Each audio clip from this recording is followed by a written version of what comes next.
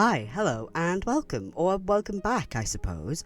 Once again, I was seeking a break from graphic novels in my recent run of short fiction reviews, and while working at the library, I was drawn in by the cover of today's topic. The blurb seemed up my street while leaving a good bit to the imagination as well.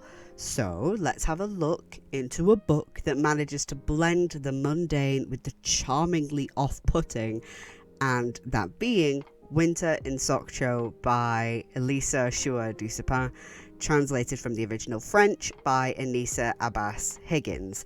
Please note that I do not speak either Korean or French.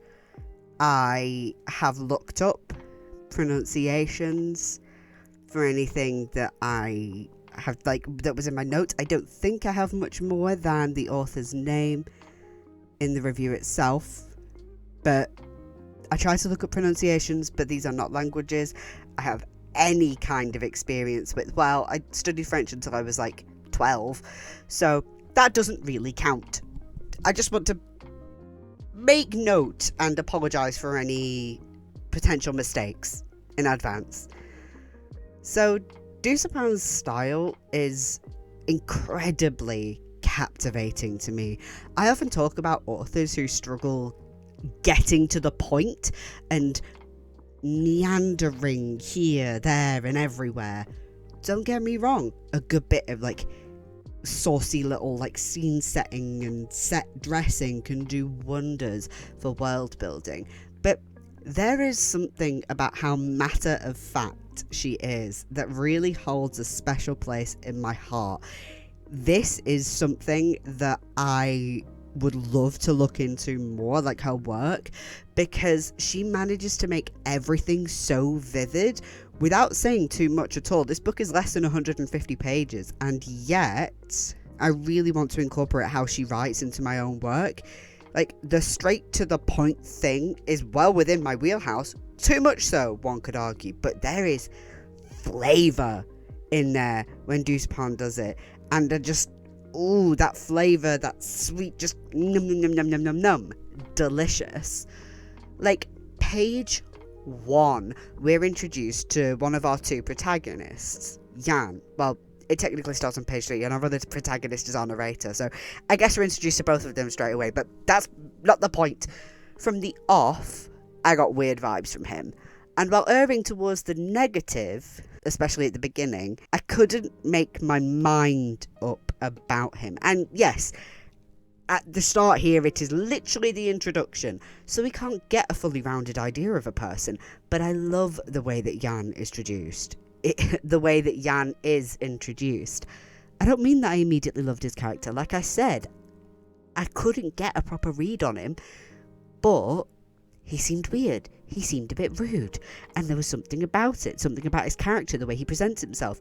In such a small little moment, I got so much about him without too much having to be said. Even though everything is matter of fact, there isn't a huge amount being told to you in terms of character. You're shown a lot, and yet she manages to be matter of fact. And the thing is, this isn't the sort of book where things get neatly tied up at the end.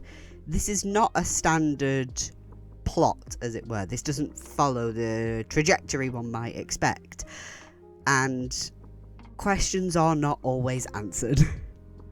However, despite this, everything feels so actualized. In the case of Jan, we get glimpses of him really all via our unnamed narrator, and while we do learn things about him and his character, we're left with questions.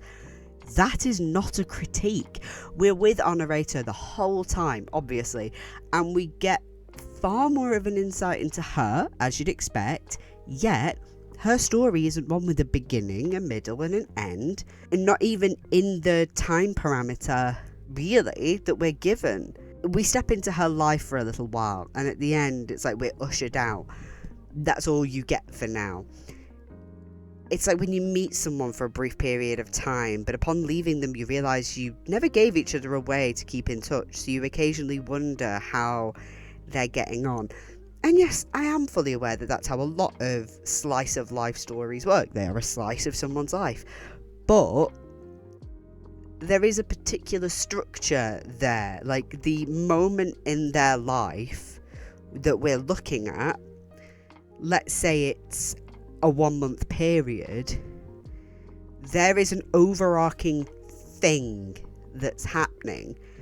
You look at something I reviewed relatively recently. Goodbye Eri, for example, is a small slice of someone's life, effectively 2 years, if I remember rightly. That's roughly how long we get with him, if not a little less, but we're looking at towards the end of his mother's life and the end of Eri's, and that is a simply structured plot. And while it is not necessarily incredibly linear, you can lay it out pretty easily. And yeah, you can lay out the chronology of this, but it's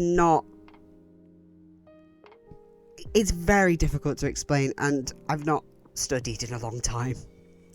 And I'm sure there's a way to describe this that I never learned, because I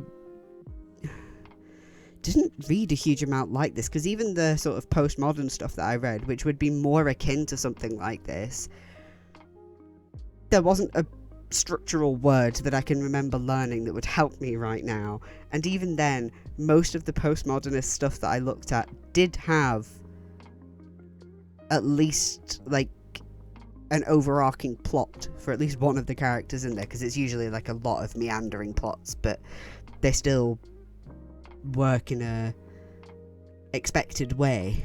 And I can understand why this style isn't for everyone, and why some need that more standard plot setup, but I love little snippets of life told like this. It's why I love short stories. While short stories are often a full and standard beginning, middle and end, they are often more like this. We get a little look in, like we're peeking through a peephole until the lights go out inside and we don't get to see anything anymore.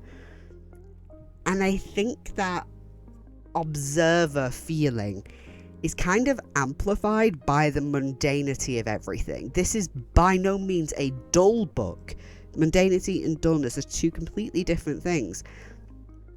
Our narrator works at a rarely frequented guest house as a receptionist. She's also a cleaner there and a cook. She does her best to look after her mother, despite seeming to struggle with how their relationship functions. She has a boyfriend who her mother wants her to marry, though she isn't likely aware that this man is really quite rude to her daughter, though then again, so is she, so he's often away in Seoul, aiming to become a model, and treats her like she's kind of just there. He's a bellend, I'm gonna be totally honest. Like, when I say he's rude to her, rudeness. And even the spark of interest that comes into her life by way of Jan, he remains relatively normal. And while most wouldn't hop around with a stranger, basically becoming tour guide to their small town, it isn't really any more fantastical than that. The most sort of fantasy we get is when the narrator is spying on Jan, watching him draw. The characters seem to come to life off the page. And that's difficult because he is a comic artist. We're going to see movement from the characters that he's drawing. And yes, admittedly, he does eat scraps of paper, and the way she talks about characters moving does seem like they're coming off the page, literally. But the first one is just Jan being a bit weird, and I'm not sure about the movement of his drawings being metaphor. There isn't really magic elsewhere, barring one small mention of her seeing a figure on the beach that is clearly meant to be Jan, but she gives it a second look and there's nobody there. This is not a book full of mysticism and magic, or really hints at it. It is deeply grounded, but there are these tiny instances. I think there's like 2 instances of the drawing seeming to come to life. One in particular where she hears laughter, And she says it's too deep to be a woman, so the assumption is that it's Yan, or that there's something weird going on with the page. And I think there's another where she's in the room next to his, because that's where she's staying, because she lives and works there. And I think there's another where she's talking about his work in a similar way. And yeah, there's the ghost thing as well. But again, that could just be her, like, imagination kind of thing. You know, it is grounded, but it is weird, like I've said.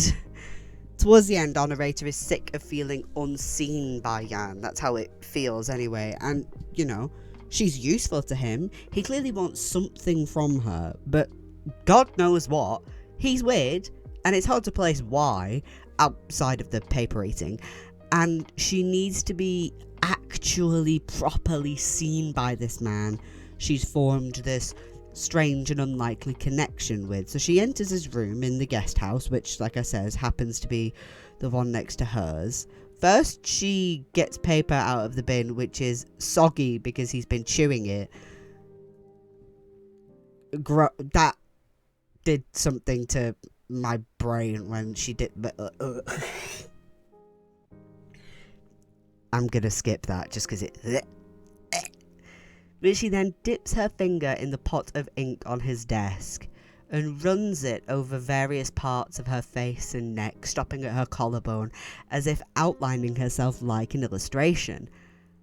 And she's not seen in this act, as far as we're aware, as Yan is in the bathroom when she's doing this, and she makes no mention of him when she's heading back to her own room to remove it. But there is something in this act that somehow feels like it connects them in a way that's obviously incomprehensible, but I feel this moment is the moment where some strange connection happens, because we round out the book with her peeking into his sketchbook when he's not in the room again.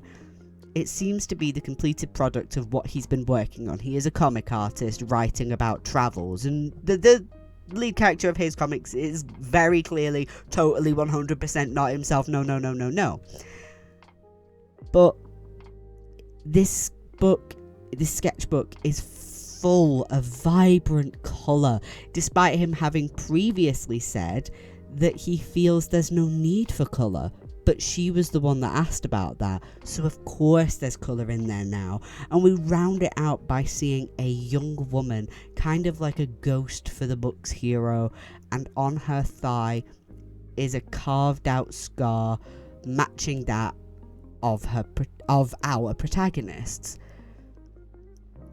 I have seen this book on the shelf at the library a few times, more than I'd care to admit, and I've always meant to just pick it up, and thank God I finally did. I love books that blend weirdness with mundanity like this.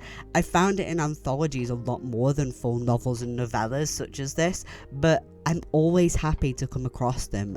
I believe this is Duspin's first novel, and I'll certainly be on the lookout for anything else she may have created.